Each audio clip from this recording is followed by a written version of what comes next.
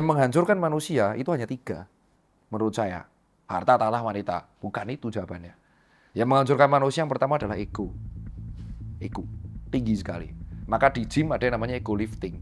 Kalau di dunia hidup, egonya besar sekali. Dia butuh pembuktian kepada khalayak bahwa dia tuh sukses, bahwa dia adalah orang pintar. Maka dia akan melakukan segalanya supaya dia terlihat publik tuh keren, terlihat pintar. Itu ego. Orang yang sudah termakan ego akan dibutakan apapun. Dokter Rita pernah mengalami itu di 2018, 19, 20, 21. Ego saya runtuh ketika saya goes, dan ego saya runtuh ketemu dosen. Yang kedua, yang menghancurkan manusia adalah ketika ambisinya lebih besar daripada dirinya, maka dia akan dibutakan sama ambisi tersebut. Dan akhirnya dia hidup dari ambisi.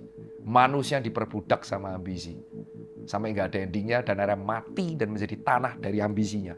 Dan ketika dia tua, dia sadar bahwa dia sudah tua, dia umur 60, dan dia tidak telat untuk mengulang waktunya, karena dia tidak berbudak ambisi.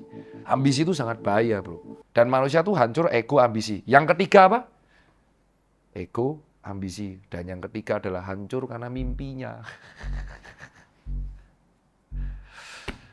Mimpi itu kadang akan gimana ya? Ini agak beda sama statementnya Ferry dan Coki kayaknya. Manusia hidup dari mimpi. Enggak.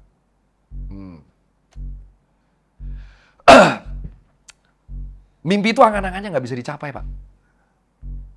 Angan-angan yang bisa dicapai itu namanya cita-cita. Goal. Mimpi itu hope.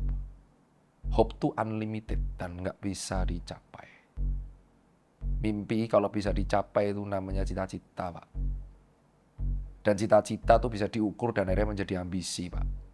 Dan ambisi yang memperbudakmu menjadi ego, Pak. Dan itulah tujuan kalian belajar. Supaya kalian bisa membedakan mana ego, mana ambisi, dan mana mimpi.